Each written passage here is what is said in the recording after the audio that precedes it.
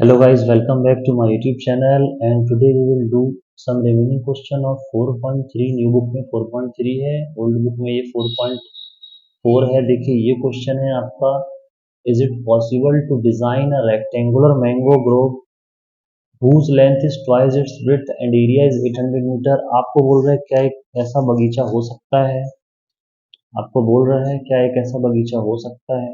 देखिए ध्यान से समझने की कोशिश करिएगा, मैं आपको कोशिश करूंगा समझाने की। जैसे ये एक रेक्टेंगुलर है, सपोज ये एक मैंगो ग्रोव यानी बगीचा है। ये क्या है गाइस, इसका जो एरिया है वो 800 मीटर स्क्वायर दिया है, ठीक है। अब ध्यान से समझिए, इसको ABCD नाम दे देते हैं अपन। इसमें ये जो है इसको मैंगो ग्रोव है, ये क्या है, मैंगो ग्रोव। इसको बोलते हैं आम का बगीचा, आम का बगीचा। तो बोल रहा है कि ये क्या पॉसिबल है कि उसकी लंबाई जो है उसकी चौड़ाई से दुगनी हो। तो इसकी जो आप सबसे पहले इसके ब्रेड्थ को x मानिए, इसके ब्रेड्थ को हमने x मान लिया, तो ऑटोमेटिक जब इसकी चौड़ाई दुगनी है लंबाई से, सॉरी लंबाई दुगनी है, तो ऑटोमेटिक ये 2x हो जाएगी। समझ पा रहे हैं। अब आप यहाँ लिखेंगे लेट द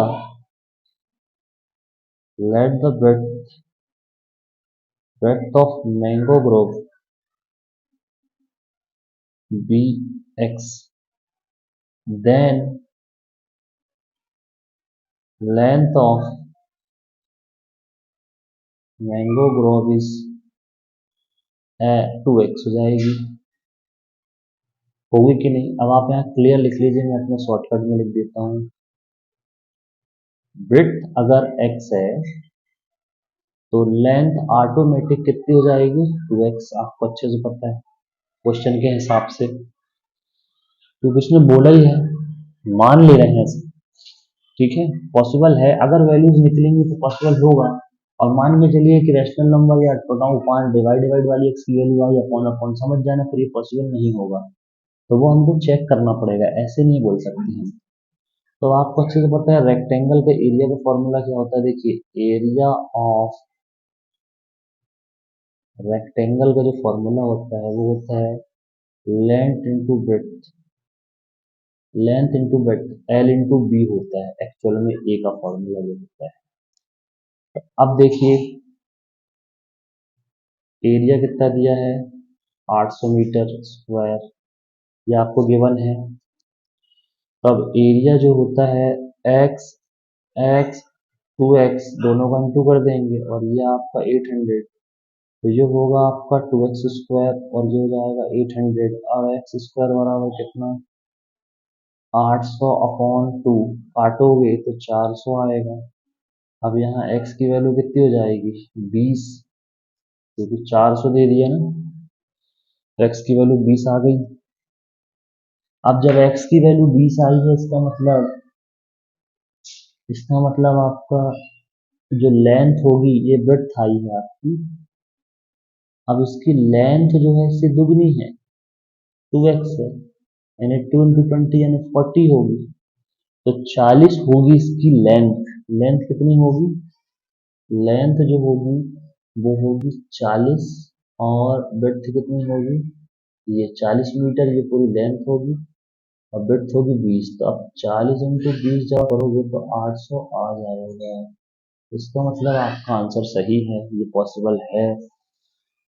दूसरा क्वेश्चन बोल रहा है, is the following situation possible, if so determine their present age, the sum of the ages of two friends is 20 years, 4 years ago the product of their age is 48। बहुत easy question है, ध्यान से समझने की कोशिश करिएगा। बस देखिए बोल रहा है, आपको जब भी ऐसे क्वेश्चन बोलता है ना, क्वेश्चन देख लीजिए, जैसे जब भी आपको ऐसा क्वेश्चन बोलता है ये वाले, कि जैसे आपको इसमें बोला है is the is the following situation possible, if so determine their present age, the sum of ages of two friends is 20 years। दो दोस्तों की प्रेजेंट एज कितनी है, उनका सम 20 ईयर्स है। देखिए मैं आपको बता दूं, आपको आप सबसे पहले क्वेश्चन नंबर 3 है, 3 नहीं 4 है, तो आप लिखिए let the present age of two friends be x and y. सबसे पहला काम तो यही करिए कि दोनों एज को एक्स और वाई मानिए। तो एक्स प्लस वाई यानी कि दोनों का सम कितना है 20 वर्ष, यही बोला है उसने, समझिए ध्यान से, ये बोला गया है आपको। तो जब अगर एक एक्स होगा तो दूसरा फ्रेंड की एज कितना हो जाएगा, ये पहला दोस्त है, ये पहला दोस्त है, ध्यान रखिए, पहला दोस्त है, और ये आपका जो है ये दूसरा दोस्त है, ये दूसरा फ्रेंड है। तो दूसरा फ्रेंड है, तो आपका वाई का एज कितना निकलेगा 20 - x, और x का एज कितना होगा, फर्स्ट वाला x है, तो आप यहाँ लिखेंगे कि दो जो दोस्त हैं यानी जो फर्स्ट फ्रेंड है, फर्स्ट फ्रेंड उसकी उम्र होगी x, और जो सेकंड फ्रेंड है उसकी होगी 20 - x, क्योंकि दोनों को जोड़ेंगे तो एक्स एक्स साफ होकर 20 बचेगा। अब बोल रहा है कि 4 साल पहले, अब क्या बोल रहे हैं 4 साल पहले, तो दोनों में चार चार कम कर दीजिए, प्रोडक्ट ऑफ ये आ जाएगा आपका अकॉर्डिंग टू क्वेश्चन। 4 साल पहले दोनों में चार कम करिए, x - 4, 20 - x - 4, ठीक है, तो बराबर होगा 48। आपको बोल रहे हैं कि इनका जो प्रोडक्ट था वो 48 वर्ष था 4 साल पहले, तो आप लिखेंगे 4 years ago, तो दोनों में चार चार कम कर दिया हमने। अब देखिए ये आ जाएगा x - 4, अब यहाँ आया 16 माइनस एक्स, क्योंकि 4 20 में 4 गया तो 16 बचा ना, समझ में आया। अब इंटू करिए, एक्स का 16 से तो कितना आएगा 16x, फिर एक्स का एक्स से तो एक्स स्क्वायर, फिर 4 का 16 से तो कितना आएगा 16 चौबीस 64, और यहाँ आ जाएगा +4x बराबर 48। समझ में आ रहा है, आसान नहीं है क्वेश्चन। अब ऐसा सबको शिफ्ट करिए या देख लीजिए जैसा भी है, मैं आपको बता देता हूँ। अब 16 और 4 कितना हो जाएगा, प्लस प्लस में है दोनों, तो 20x हो जाएगा, ये हो जाएगा आपका एक्स स्क्वायर, और ये आपका 64, और ये आपका 48। अब ये नेगेटिव में है एक्स स्क्वायर, इसलिए इसको राइट में ले जाएंगे, अगर ये पॉजिटिव होता तो 48 कहाँ लाते।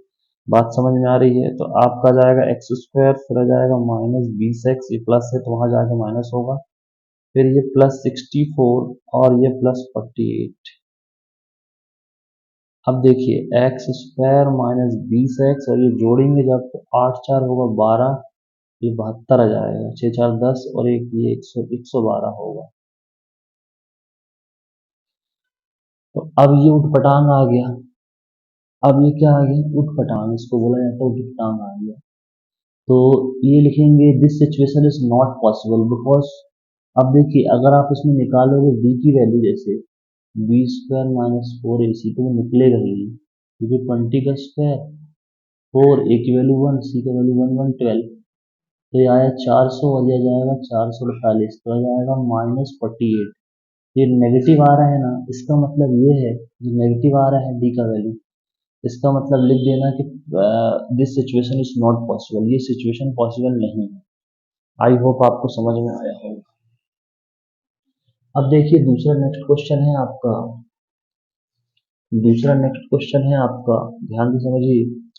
आपको दूसरा नेक्स्ट क्वेश्चन बोल रहा है, is it possible to design a rectangular park of perimeter 80 metre and area 400 metre.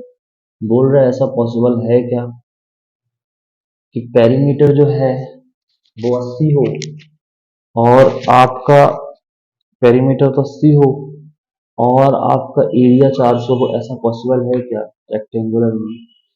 चलिए देखते हैं पॉसिबल है कि नहीं, अपने को भी नहीं पता, तो चेक करने पे पता चलेगा, ऐसे तो डायरेक्ट नहीं बता सकते। तो देखते हैं, लास्ट क्वेश्चन है इस एक्सरसाइज का, इसके बाद आई होप आपको समझ में आया होगा, सब चीजें क्लियर होती जाएंगी।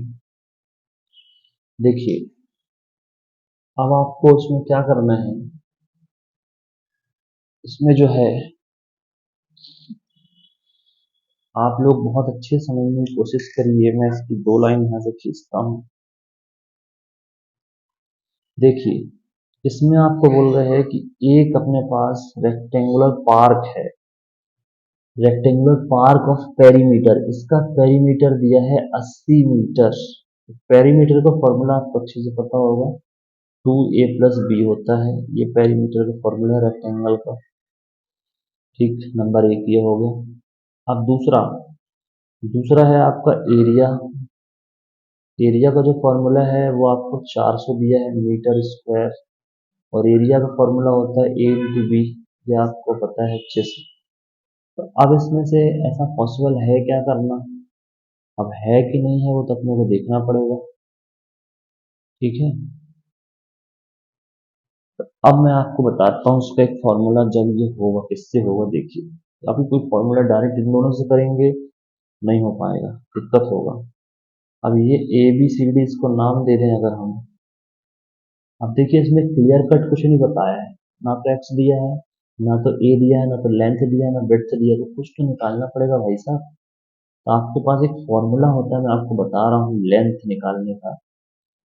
लेंथ इक्वल टू फॉर्मूला होता है कि पेरीमीटर को आप 2 से डिवाइड करिए और ब्रेड्थ से घटा दीजिए, जो ब्रेड्थ आएगा आपका, जो ब्रेड्थ आएगा उससे घटा दीजिए।